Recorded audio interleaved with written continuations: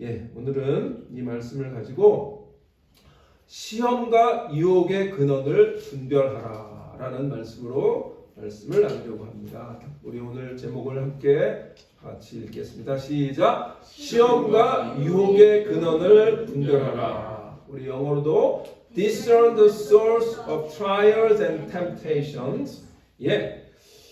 우리가 이제 계속해서 야고보서를 통해서 이번 야고보서 1장의 설교 시리즈 제목이 뭐였습니까? 시련을 넘어 성숙함으로. 시련을 넘어 성숙함으로. 한 주밖에 안 됐습니다.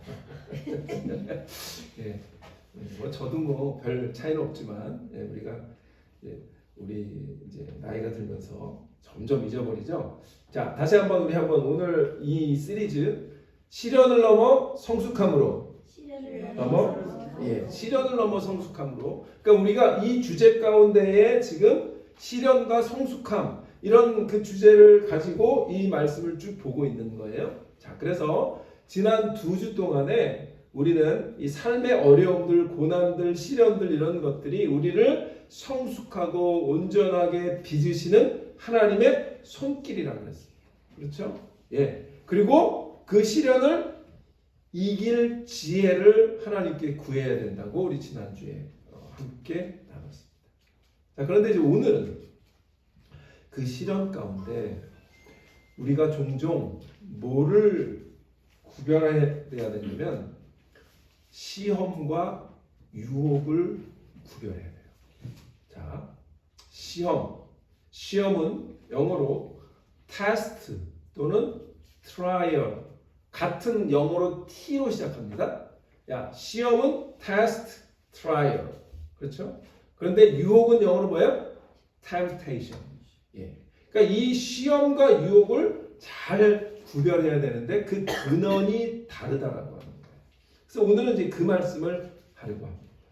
왜냐하면 우리가 이 시련 가운데 있을 때 이게 시험인지 유혹인지를 헷갈려 하면 결과가 달라질 수가 있거든요. 그래서 우리는 종종 이 시련 가운데 있을 때, 어려움을 경험할 때 유혹 앞에서 책임을 누구한테 돌리냐면 하나님 앞에 돌릴 때가 있어요. 그거를 이제 우리 미국 사람들은요 뭐라고 얘기하냐면, 이제 미국 사람들 용어가 있어요. 우리 한번 다 같이 따라해 봅시다. 시작. blame game. blame game. blame이 뭐예요? 우리를 원망하는 거. 그죠? 근데 그걸 게임으로 한다는 거예요. 우리가 삶에서 누군가를 원망하는 게임을 하면서 살면 안 돼요.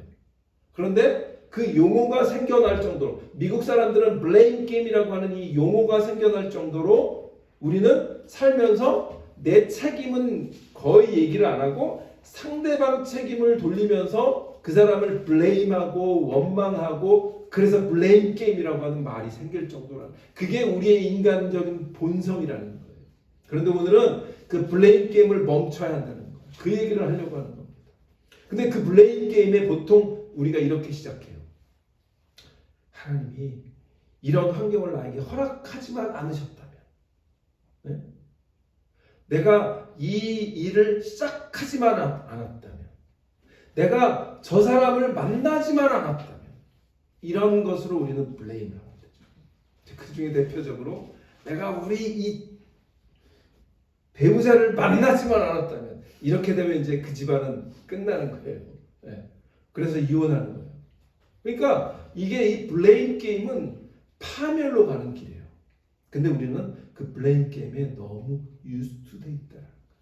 내가 이 환경만 없었다면, 내가 이 일만 하지 않았다면, 내가 미국에 오지만 않았다면, 이런 블레임은 아무런 의미가 없다.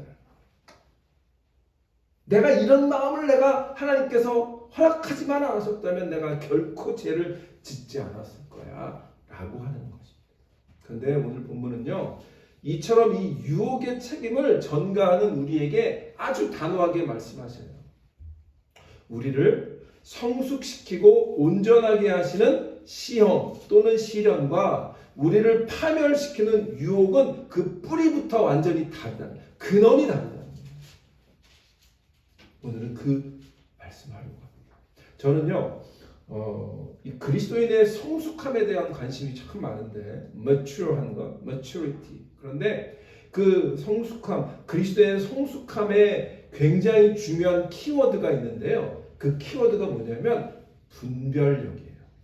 discernment이라고 하죠. 분별을 잘해야 됩니다. 그 분별을 잘해야 그것이 성숙함의 표시입니다. 그래서 오늘은 그 분별에 대한 얘기를 하려고 하는 거예요. 지난 첫 주에 우리가 봤지만 야고보 시대에 이 성도들이 어떤 어려움을 겪었다고 얘기했습니까? 외부적으로는 로마의 이 압제하에서 어렵게 사회적인 차별도 겪으면서 굉장히 혹독한 시련을 겪고 있었어요. 이 그리스도인 공동체는 유대인들에게도 이 핍박을 받고 로마 제국으로도 핍박을 받는 그러한 아주 양쪽의 샌드위치처럼 고난 가운데 있었어요. 그런데 내부적으로도 그러한 외부적인 고통이 오면 사람이 어떻게 되냐면 일단 원망부터 하는 거죠. 그래서 하나님을 원망하기 시작하는 거죠. 그리고 하나님이 아까 말씀하신 것처럼 하나님이 이 로마 제국의 이런 압제만 허락하지 않으셨다면 라고 하면서 하나님께 그 어떤 원망을 돌리는 거예요. 세상적인 그런 관점으로 하나님의 관점으로 보는 것이 아니라 세상적인 관점으로 그렇게 블레임 게임을 하는 거예요. 그런데요, 그 당시에 우리가 잘 알듯이 그 당시에 우리 그리스 로만 제국이라고 그러잖아요. 그 그리스 로만 제국이라는 건 뭐냐면 문화는 그리스 문화예요. 정치적인 거는 로마 정치적인 거예요. 그러니까 일반 생활 가운데 그들의 가장 큰 영향을 끼치는 건 문화는 뭐냐면 그리스 헬라 문화예요. 여러분 아시다시피 옛날에 그리스 문화는 뭐가 가장 유명합니까? 그리스 신화, 메이스. 근데 그 그리스 신화가 뭐예요? 다 신들의 얘기잖아요. 그런데 그 신들을 우리가 그리스 신화 읽어보시면 알지만 그 그리스 신화의 그 신들은 어떤 신들이에요? 뭐 전능하기도 하지만 때로는 엉뚱해서 인간의 삶에 와가지고 인간을 막 괴롭히기도 하고 하는 그런 신들로 이렇게 알려졌잖아요. 그러니까 그런 문화 속에서 사는 사람들이에요. 그러다 보니까 어떻게 생각하냐면 신은 그러니까 신관이 하나님에 대한 그 신관이 어떻게 되어 있냐면 신들은 인간의 삶에 변덕스럽게 개입해서 고통을 주기도 하고 유혹을 주기도 하고 우리를 넘어뜨리기도 하고 이렇게 생각이 널리 퍼져 있었어요. 그러니까 이런 문화적인 배경 속에서 우리가 성경을 읽으면 이게 왜 이렇게 분별을 하라고 하나라고 하는 것들이 읽혀지는 거죠.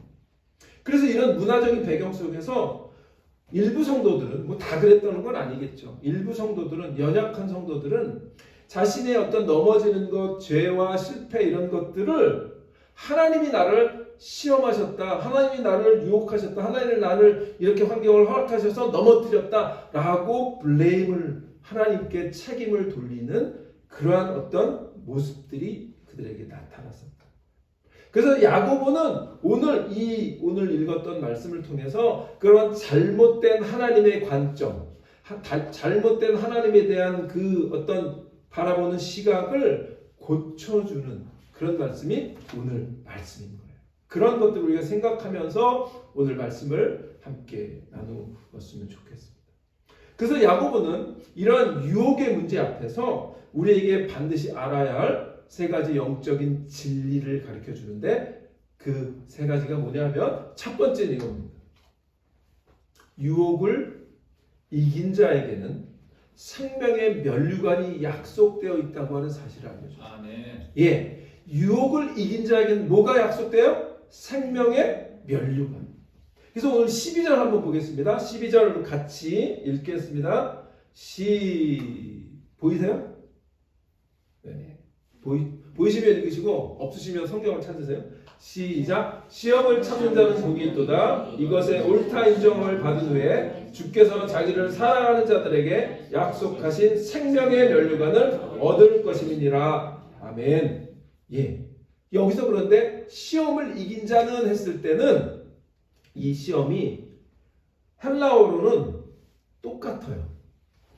유혹이나 시험이나 이 여기서의 얘기는 헬라어로 페이라스모스라고 하는 단어인데요. 이 같은 단어가 이 단어의 목적에 따라서 누가 어떻게 쓰느냐에 따라서 의미가 완전히 달라져요.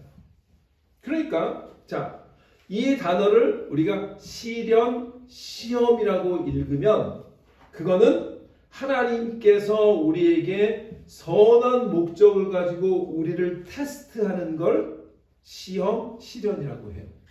그런데 이 동일한 단어로 마귀가 사탄이 악한 목적을 가지고 그것을 사용하면 그것은 유혹이 되는 거예요. 그래서 성경에 두 가지 대표적인 예가 있습니다. 하나님이 우리를 성숙시키고 우리를 온전하게 하기 위해서 시험하신 가장 대표적인 인물이 누구죠? 아브라함. 아브라함에게 내가 아브라함을 시험하고자 이라고 하는 성경이 그렇게 써 있죠. 그리고 뭐하게 해요? 아들을 바치라. 그거는 아브라함에게 유익을 주기 위해서 아브라함의 믿음을 더 강화하기 위해서 성숙함을 이루기 위해서 그를 하나님의 선한 목적을 가지고 시험하신 거예요. 그런데 사탄이 악한 목적을 가지고 멸망시키려고 한 유혹이 신약 성경의 대표적인 게 뭐죠? 예수님을 광야에서 시험한 것. 그건 유혹인 거죠. 동일한 시험이지만 하나는 성숙함을 위한 목적이 있고 하나는 멸망을 시키려고 하는 목적이에요. 그런데 그 주체가 누구예요? 근원이 누구예요? 선한 목적을 가지고 성숙을 위해서 시험을 주는 건 누구예요? 근원이 하나님. 악한 목적을 가지고 우리를 멸망시키려고 하는 유혹하는 근원은 누구예요? 사탄인 거예요. 그러니까 그 근원을 야고보는 그 근원을 잘 분별해라. 그런데 우리 12절에서 지금 시험을 참는 자는 복이 있다. 이것은 뭐예요? 그것은 하나님께서 우리에게 주시는 그런 시험들 또는 악한 목적을 가지고 유혹을 주는 그 사탄의 유혹이라도 그 모든 것을 이기면 우리에게 약속되어진 게 뭐라는 거예요? 생명의 멸류관. 그래서 여기서 시험을 참는 자라고 하는 말은 우리가 지난주에 배웠던 인내라고 하는 거예요. 인내. 인내를 이룬 것. 끝까지 견딘 것. 이 사람을 시험을 참는 자라고 지금 얘기해 주고 있는 거예요. 그러니까 외적인 고난이나 어떤 테스트나 내적인 유혹이나 테스트 또는 템테이션 모두를 아우르는 그런 시험에서 그 모든 것을 견뎌내고 이겨낸 사람에게 주는 하나님의 약속, 그것이 뭐다? 생명의 멸류관. 자, 그러면 이 생명의 멸류관 하면 조금 추상적이잖아요. 그죠? 자, 그런데 이 여기서의 생명의 멸류관이라고 했을 때 이게 멸류관이라고 하는 단어는요, 왕관을 말하지 않아요. 그 당시에 또 문화를 잘 생각해 보세요. 그 당시 그리스 로마 문화의 가장 유명한 운동 경기가 뭐예요? 올림픽이죠. 그 올림픽으로 인해서 지금 올림픽을 계속 하고 있는 거잖아요. 그러면 그 당시에 로마 제국에서 올림픽을 열었어요. 그 올림픽에서 예를 들면 뭐 달리기를 한다든지 씨름을 한다든지 하는 그 경기마다 이긴 자에게 로마의 황제가 뭘 줬어요?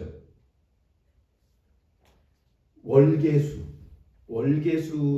이렇게 쓴 관을 줬어요.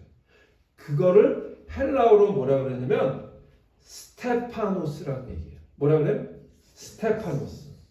그러니까 왕관을 말하지 않아요. 왕관은 디아뎀이라고 하는 단어를 써요. 근데 그거는 그 말을 하는. 그러니까 여기서 생명의 멸류관이라고 했을 때는 그걸 다시 생명의 월계수관 이렇게 읽으시면 돼요. 그런데 그러면 그 월계수관은 뭐한 자에게 줬어요? 경기에서 승리한 자. 그러니까 시험을 참는 자가 어떤 거라는 거예요? 영적인 경기와 영적인 전쟁에서 뭐한 자? 승리한 자.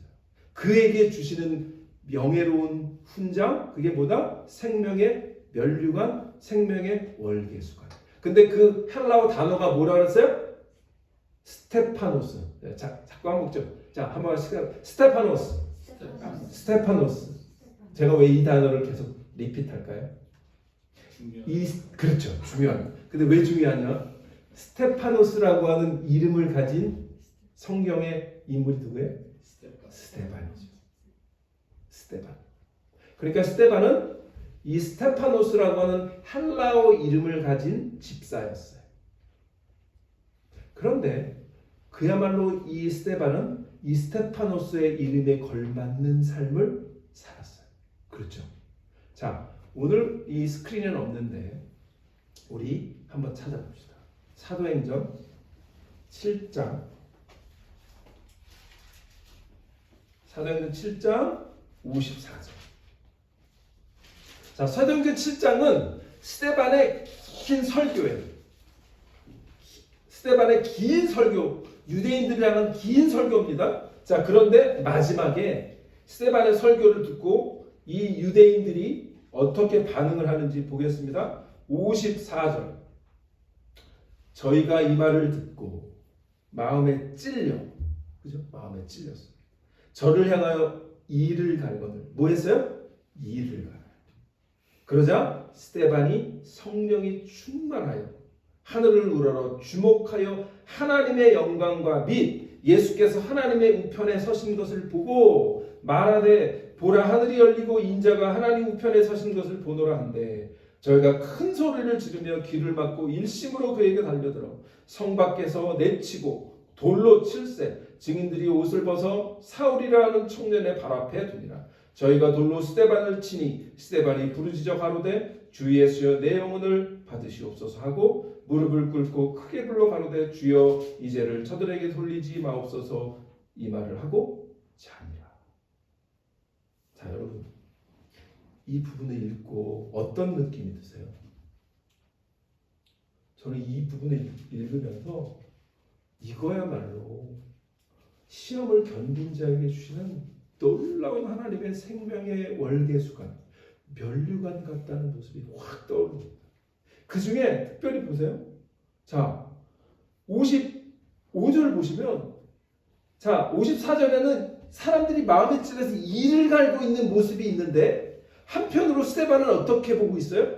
스데반은 한쪽에 있는 사람들은 이를 갈고 있어요. 그런데 55절에 스데반은 어떻게 하고 있어요? 성령이 충만해서 어디를 보고 있어요? 하늘을 바라보고 있어요. 너무나 대조적이지 않으세요? 그리고 그는 이미 죽음을 맞기 이전에 성령이 충만해서 하늘을 우러러서 뭘 보고 있어요? 하나님의 영광과 및 예수께서 하나님의 우편에 앉은 것을 하나님께서 영적으로 영의 눈을 열어주셔서 그것을 바라보게 하셨어요. 저는요, 이거보다 놀라운 이 땅에서 받을 수 있는 하나님의 선물은 없다고 생각합니다. 저는요, 바라기는 저도 죽기 전에 하나님께서 은혜를 주셔서 예수님께서 하나님 우편에 앉아 계신 것과 하나님의 영광을 바라보다 죽기를 바랍니다. 네, 여러분도 그 기도 제목을 한번 갖고 살아보세요. 저는 이번에 말씀 준비하면서 이 부분을 읽으면서 이것보다 영광스러운 죽음을 얻겠구나. 아니 벽에 똥칠하다가 죽으면 안 되잖아요. 그죠? 안타깝게 목사님들도 치매 걸리면 어쩔 수가 없는 거야. 그런데 저는 이 스데반의 이런 죽음을 저는 이 땅에서 죽기 전에 하나님께서 허락하신 놀라운 생명의 면류관 그 이상이라고 생각합니다. 바라기는 저는 이 인생에서 스데반처럼 돌에 맞는 시련과 그 고통까지도 잘 견뎌내면서 끝까지 참아서 시험을 참는 자가 복이 있는 그 모습으로 하나님의 영광의 생명의 면류관을 받아 하나님께 앞에 서는 여러분 되시길 주의 이름으로 축원합니다. 예. 자, 그런데요,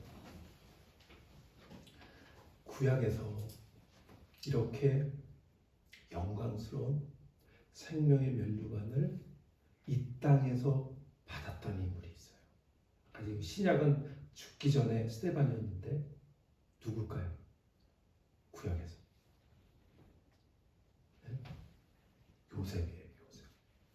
제 영어 이름이 조셉입니다. 예. 아 근데 별로 썰렁하네. 예. 제가 그래서 조셉을 좋아해요. 요셉을 좋아하는데 이 요셉이 이 땅에서 이 시험을 유혹을 잘 견뎠던 인물이에요. 그의 인생에서요 정말 모든 우리가 상상할 수 없는 모든 어려움을 다 경험한 사람이란 말이에요. 형들에게 배신당하고 팔려가고 거기서 또 유혹을 받는 거에 거절했다고 감옥에 갇히고 이런 상상할 수 없는 그 모든 시험과 유혹을 견뎠는데 오늘 우리가 주목해 보려고 하는 그 파트, 그 요셉의 삶의 한 부분은 바로 보디발의 아내로부터 받는 유혹의 장면이죠. 자, 우리 창세기 39장 보겠습니다. 창세기 39장 6절로 7절에 보면 창세기 39장에 6절 7절에 보면 저도 이제 안 보여가지고 제가 찾아야 돼요. 자, 창세기 시스템을 맥으로 바꿨더니 자기가 알아서 폰트를 바꿔가지고 저렇게 요즘 아주 테크놀로지가 우리를 괴롭게 합니다. 자, 창세기 39장 6절인데요. 자, 주인이 그 소유를 다 요셉의 손에 위임하고 자기 식료 외에는 간섭하지 아니하였더라. 자, 근데 여기서 중요한 건 뭐냐면 요셉은 용모가 준수하고 아담하였더라. 요셉이 이제 저는 이름이 조셉이지만 이거하고는 별도고. 예. 그런데 구약의 요셉은 용모가 준수하고 아담하였더라. 아, 정말 핸섬했다는 거죠. Now Joseph was well built, handsome. 아, 영어 참 표현 well built and handsome. 잘 지어졌고 하나님이 정말 잘 만들어 놓으셨고 핸섬했다는. 준수했고 용모가 아름답다. 자, 그러니까 이 군대 장관 보디발의 아내가 요셉을 유혹합니다. 자, 7절. 그 후에 그 주인의 처가 요셉에게 눈짓하다가 계속 유혹을 했다는 거예요. 동침하기를 청하여. 같이 자자고. 잘생긴 남자. 같이 자자고 얘기하는 거예요. 자, 그런데 이게 하루만이 아니고 매일매일. 10절에 뭐라 그래요? 또 폰트가 이걸로 제대로 돌아왔는데요. 예, 여인이 자, 한번 봅시다. 같이 읽읍시다. 시작. 여인이 날마다 요셉에게 청하였으나 요셉이 듣지 아니하며 동침하지 아니할 뿐더러 함께 있지도 아니하니라. 요셉은 지금 어떻게 한 거예요? 이 유혹을 기가 막히게 잘 이기고 있는 거죠. 유혹을 이긴 자에게 뭘 주셔요? 생명의 멸류관. 나중에 요셉이 어떻게 됩니까? 애굽의 이집트의 총리, 프라임 미니스터, 총리가 되잖아요. 그러니까 우리 구약에서 이 시험을 참는 자에게 하나님께서 생명의 멸류관, 영의 멸류관, 승리의 멸류관을 주시는 그 삶을 직접 이 땅에서 죽기 전에 경험한 자가 요셉이라고 하는 인물이에요. 그러니까 성경에서 그런 실제적인 샘플을 우리가 보여주는 이유는요. 우리도 그런 삶을 살 수 있다 없다? 있다는 거예요. 왜? 요셉이나 우리나 다른 인물이 아니거든요. 요셉은 인공지능이고 우리는 아니고 그런 게 아니에요. 요셉도 또 동일한 고난과 그 어려움 속에서 갈등이 해야 되는 그런 사람이었던 거죠. 그런데 요셉은 이겼어요. 시험을 참았어요. 그리고 하나님이 약속하신 생명의 월계수관을 이 땅에 사는 동안 썼다는 거죠. 저는 아까 우리가 죽기 전에 그런 스데반과 같은 영광을 보기도 경험하기를 원하지만 가능하면 이 땅에서 이런 하나님의 영광을 허락해 주시는 그런 삶을 경험하는 것도 우리가 기도할 수 있는 거예요. 그래서 여러분의 삶 가운데 또 우리의 자녀들의 삶 가운데 이러한 시험을 잘 견딘 자에게 주시는 하나님의 놀라운 생명의 멸류관, 월계수관을 경험하는 그런 축복이 있기를 주님의 이름으로 축복합니다. 예. 두 번째 이 본문을 통해서 야고보가 알려주는 두 번째 진리가 있는데 그 두 번째 진리는 뭐냐면 이겁니다. 자, 한번 따라해 봅시다. 시작. 유혹의 진짜 뿌리는 하나님이 아닌 내 안의 욕심입니다. 하나님이 아니고 뭐라고요? 내 안의 욕심. 이제 야고보는요 분위기를 살짝 바꿉니다. 맨 처음에는 시작할 때 뭐예요? 하나님의 영광의 그 생명의 면류관을 바라보라 얘기하면서 그 다음엔 다시 한번 그런데 그런 삶을 이겨내기 위해서 우리의 삶을 다시 한번 돌아보면 유혹들이 끊이지 않는 것을 잘 분별하라 그 얘기를 하는 거예요. 그런데 그 유혹의 진짜 뿌리가 하나님이 아니다. 내 안의 욕심이다. 그걸 분별해라. 그래서 오늘 13절 14절 한번 보겠습니다. 13절 14절 뭐라 그래요? 자, 한번 같이 시작. 사람이 시험을 받을 때에 내가 하나님께 시험을 받는다 하지 말지니 하나님은 악에게 시험을 받지도 아니하시고 친히 아무도 시험하지 아니하시니라. 오직 각 사람이 시험을 받는 것은 자기 욕심에 끌려 미혹됨이니. 이번엔 또 폰트가 또 다른 이게 완전 특수사식인데 재밌네요. 자, 어쨌든 각 사람이 시험을 받는 것은 자기 욕심에 끌려 미혹된다고. 하나님이 아니라는 거예요. 그래서 그 앞에 13절에 뭐래요? 사람이 시험 받을 때 하나님께 시험 받는다 하지 말라. 하나님은 악에게 시험을 받지도 아니하시고 친히 아무도 시험하지 않아요. 여기서의 시험이라고 하는 단어는 뭘까요? 동일한 헬라어지만 무슨 의미예요? 유혹이죠. 멸망시키기에 유혹하지 않으신다. 그런 단어인 거예요. 하나님은 시험을 해요. 근데 그 시험은 뭐예요? 우리를 성숙하기 위한 테스트고 트라이얼이에요. not temptation이 아니에요. 그런데 지금 사람들은 그렇게 생각하고 있다는 거예요.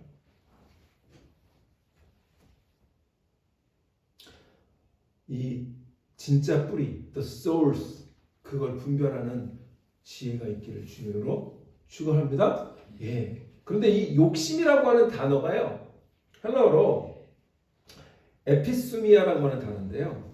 이거는 어떤 그냥 중립적인 의미가 아니에요.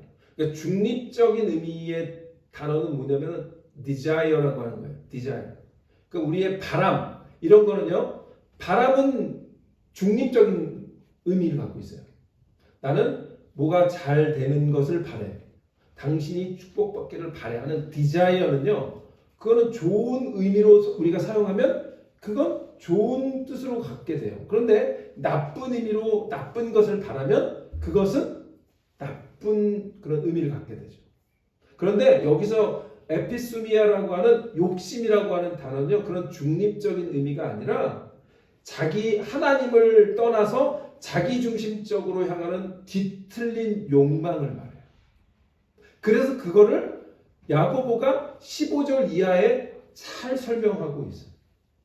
그래서 15절은 뭐라고? 그 욕심을 설명해 주는데 욕심이 잉태한즉 죄를 낳고 죄가 장성한즉 사망을 낳느니라. 이렇게 잘 설명해 주잖아요. 그 욕심이 어떠한 것인지 중립적이 아니에요. 그건 내 안에 뒤틀린 욕망, 그걸 말해요. 그 예를 들면 이런 거예요. 우리가 이제 우리 전사님 낚시 좋아하시잖아요. 저는 낚시를 잘 모르는데 낚시를 할 때 물고기를 잡기 위해서 낚싯대도 있어야 되지만 뭐가 있어야 돼요? 미끼. 예. 미끼를 제가 이제 우리 동서가 낚시를 가끔 해서 옛날에 한 20년 전도 20년 넘었겠죠. 하여튼 그 베이에르 쪽에 가갖고 낚시를 같이 한 적이 있어요. 근데 이제 이렇게 하면 고등어가 올라오더라고요. 이제 고등어를 그걸 잡아서 그걸 잘라서 그걸 이제 미끼로 쓰더라고요. 그 이제 냄새가 고등어가 하고 비리니까 그래서 그거를 이제 해가지고 이렇게 던지면 고등어 냄새에 비린 걸 가지고 뭐 조그만 사고들도 잡히고 뭐 이렇게 되더라고요. 자, 그런데 이거예요. 낚시꾼이 물고기를 잡을 때 이 물고기를 유인하는 건 뭐죠? 미끼입니다. 그런데 그 물고기가 미끼를 물게 만드는 것은 물고기의 식탐이죠. 내가 저걸 먹고 싶어. 그렇잖아요. 그러니까 이 미끼 자체가 문제가 아니라, 그러니까 우리는 그런데 뭐라고 얘기하냐면 미끼를 블레임하는 거예요. 아, 이런 환경이 내 미끼잖아. 이 사람이 나의 미끼야. 이렇게 생각한다는 거예요. 그런데 물고기가 진짜 영리했다면, 물고기가 뭐 IQ가 뭐 1이라 그러나 5라 그러나 하여튼 그러던데. 예. 근데 어쨌든 물고기가 만약에 머리가 좋아서 아, 요거 미끼네. 그리고 안 물었다면 그러면 안 잡혀요. 근데 이 물고기가 뭐가 먹고 싶은 거예요? 이게 먹고 싶은 식탐이 있는 거예요. 그게 욕심인 거예요. 그래서 그걸 무는 거예요. 우리도 마찬가지인 거죠. 그래서 분별력을 얘기하는 겁니다. 디설먼이 필요하다는 거예요. 우리가 삶의 상황 속에 우리는 이런 미끼들이 많아요. 마귀가 우리를 넘어뜨리려고 미끼들을 계속 놓는다는 거죠. 그런데 우리가 하나님께 마음을 향하고 있으면 그 미끼들이 미끼인 게 보여요. 내 욕심에 따라서 그 미끼를 안 문다고요. 그런데 하나님과 관계가 멀어지면 하나님의 관점으로 그걸 보는 게 아니라 내 욕심에 의해서 그걸 보니까 아, 요거 먹으면 대박 나겠네. 요거 먹으면 괜찮겠네. 요거를 먹으면 내가 지금 행복해지겠네. 라고 생각하게 되는 게 뭐다? 나다라는 거예요. 내 뭐다?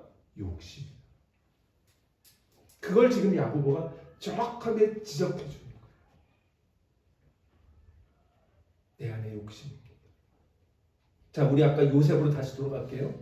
요셉은 블레임 게임을 했을까요? 안 했을까요? 안 했다. 요셉은 자기가 억울하게 팔려간 것도 충분히 블레임 게임 할 수 있었어요.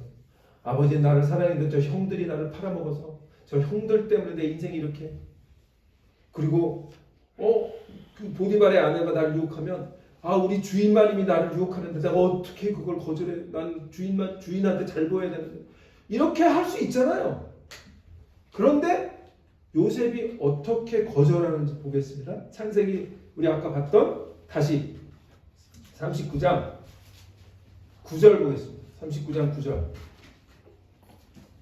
39장 9절. 근데 그 중에 하반절만 보겠습니다. 하반절에 맨 후에 이렇게 얘기합니다. 우리 이 본문을 같이 읽겠습니다. 우리 스크린 보고 시작. 네. 내가 어찌 이 큰 악을 행하여 하나님께 죄를 지으리까. 자, 그러니까 요셉은 지금 이 유혹이라고 하는 미끼를 누구의 관점에서 보고 있어요? 하나님의 관점에서. 내 욕심으로 내 어떤 성욕 이런 걸로 보면 물 수 있죠. 그 미끼를.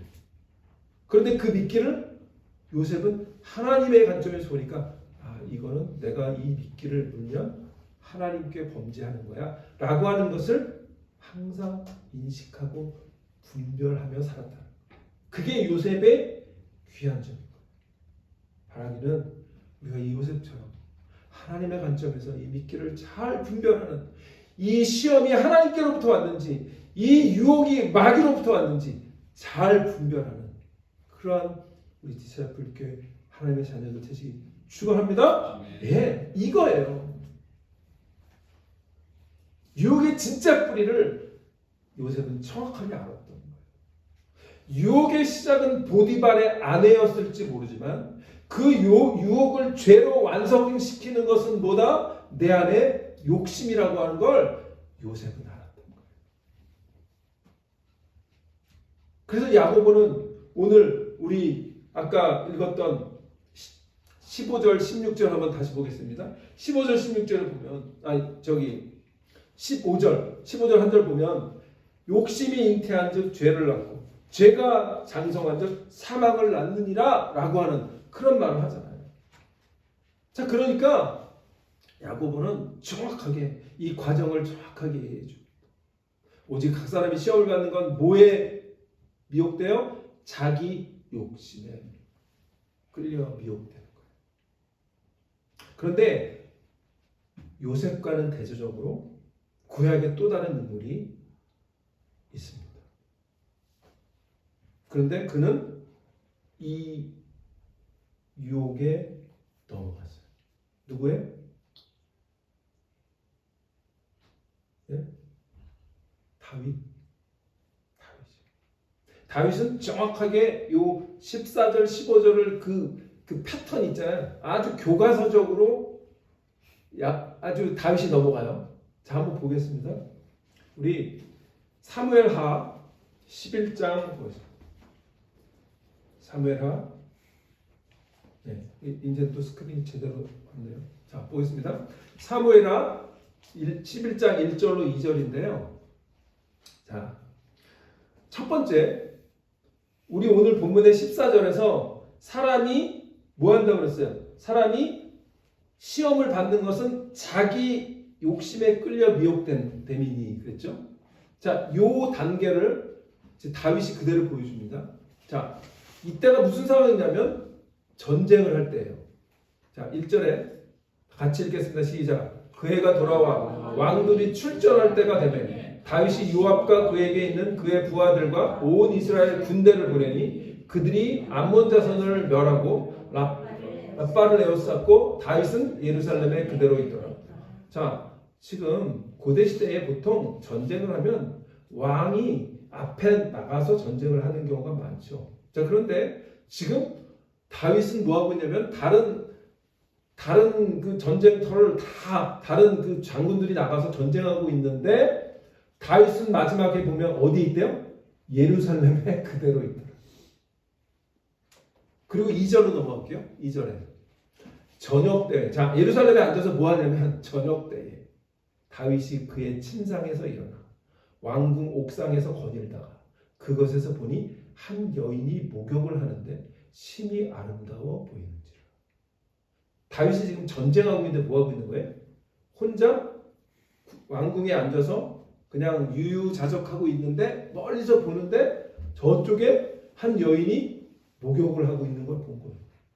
그러니까 그 다윗의 마음속에 뭐가 생긴 거예요? 음탕한 마음이 생겼죠. 그 욕심이 생긴 거예요. 저 여인을 탐하는 욕심이 생긴 거예요. 근데 뭐 할 때? 한가로울 때. 우리가 넘어지는 때가요, 다 그럴 때예요. 삶에 좀 여유가 있을 때, 문제가 별로 없을 때, 고민이 별로 없을 때, 유유자적할 때, 오히려 삶의 위기가 닥치면 그럴 여유가 없어요. 그죠? 계속 살아야 되고 막 급하니까 유혹에 넘어지지 않아요. 그런데 그런 유혹에 넘어질 때가 언제냐면 내가 경제적으로도 조금 여유가 있고 또 아이들도 잘 크고 있고 그리고 건강도 괜찮고 이럴 때 넘어져. 다윗이 지금 그랬던 거예요. 근데 웃긴 건 뭐냐면 다윗은 지금 전쟁을 해야 되는 상황에 자기 혼자 남아가지고 여인을 바라보고 있어요. 자기 욕심이 생긴 거예요. 자, 그 다음에 어떻게 해요? 그 욕심이 어떻게 합니까? 잉태해서 죄를 낳습니다. 어떤 죄를 낳습니까? 다윗은 그 욕심을 끌어내지 못해요. 그리고 오히려 사람을 보냅니다. 그리고 그 여인이 누구인지 알아보게 해요. 그리고 결국 그 밧세바를 데리고 왕궁으로 데려와서 동침을 하는 죄를 짓습니다.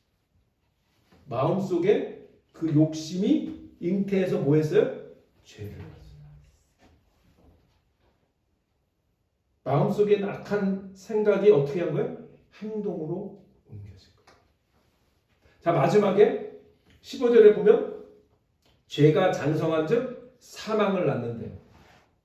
자, 욕심이 잉태해서 지금 죄를 낳았어요. 다윗이 어떤 죄? 밧세바를 범하는 죄. 그런데 그 죄가 장성한 즉 사망을 낳는데요. 어떤 사망이 다윗에게 있었는지 보세요. 이 밧세바를 취한 죄 때문에 그의 삶에 밧세바가 임신합니다. 그러자 그 임신한 사실을 숨기려고 다윗이 어떻게 해요? 밧세바의 남편 그 사람을 어디로 우리아를 어디로 해요? 전쟁터 맨 앞으로 보내요. 그리고 어떻게 해요? 죽게 하죠. 벌써 죄가 장성한즉 사망을 낳죠. 그리고 밧세바가 이 우리아의 그 밧세바 사이에서 태어난 아이도 죽죠. 그러니까 이 죄가 장성한 즉 사망을 낳느니라고 하는 이 세 가지 패턴을 삶에서 그대로 보여준 인물이 누구예요? 다윗이에요. 요셉은 분별해서 이겼는데 다윗은 이기지 못했다. 여기 또 우리 생각해야 될 게 뭐죠? 제가 아까 요셉을 예를 들면서 요셉이 했기 때문에 우리도 할 수 있습니다. 그런데 다윗이 실패했기 때문에 우리도 실패할 수 있는 연약함을 갖고 있다. 이 두 가지는 우리의 초이스라는 거예요. 우리가 잘 견디면 승리해서 생명의 면류관을 얻을 수도 있고 실패하면 멸망으로 나락으로 떨어질 수 있는 그 두 초이스가 우리 앞에 있다는 거예요. 그래서 신명기 읽으시면 하나님이 뭐라 그래요? 내가 생명과 사망의 길을 너희 앞에 두었노라. 우리의 초이스라는 거예요. 그건 분별하지 못하면 그렇게 되는 거예요. 그래서 다윗의 이야기는 우리에게 경고하는 거죠. 아주 작은 욕심이라도 그것은 너무 하찮게 여겼다가 엄청난 파멸까지.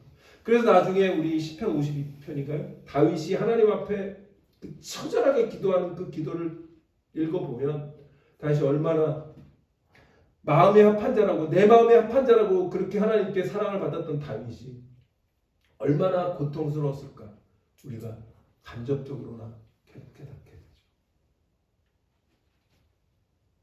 두 번째로 우리에게 알아야 할 진리는 뭐다? 유혹의 진짜 뿌리는 하나님이다? 아니다. 뭐다? 내 안에 욕심. 분명히 기억하시기를 바랍니다. 마지막으로 세 번째 진리가 야고보가 얘기하는 세 번째 진리는 이겁니다. 다시 한번 야고보는 긍정적인 면을 보고 하나님을 바라보라는 거예요. 모든 선함의 유일한 근원은 빛들의 아버지라는 사실을 알려줘요. 욕심이 사망을 낳는다는 어두운 진실을 야고보가 말하고 이제 갑자기 우리의 시선을 이제는 하나님께 돌리도록 합니다. 분위기를 반전하는 거예요. 그래서 오늘 17절을 보겠습니다. 각양 좋은 은사는 가장 좋은 은사와 온전한 선물이 다 위로부터 빛들의 아버지께로서 내려오나니 그는 변함도 없으시고 회전하는 그림자도 없으시니라. 예.